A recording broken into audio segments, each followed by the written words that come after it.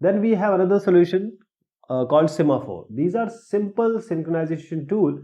Essentially, semaphores S, they are only integer variable, and this synchronization tool, this is employed in order to control access to shared variable. As we said, shared variable, we don't want everyone to share it, or not to share it, but everyone wants to access it at the same time.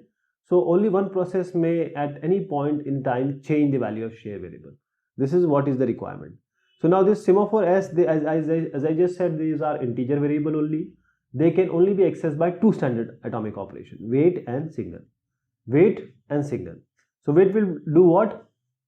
It will simply decrement this integer variable. Signal will simply increment this variable. And this modification to this integer variable, that is the semaphore, in the wait and signal operation, this must be executed indivisibly, atomically. Where we can have two types of semaphore, counting and binary. Counting means it can allow n processes to access the, say for example, a database by initializing the semaphore to n. Binary means 0 and 1.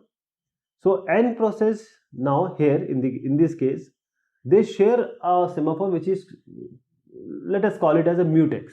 The name of the semaphore, as we just said, as S, now it is mutex, that is mutual exclusion, which is initialized to 1. So each process is organized like this. When it enters, it will wait, means this mutex will be changed. Wait, we know what wait does, it decrements. Then critical section is inside critical section we go. Then signal, that means this mutex will be incremented.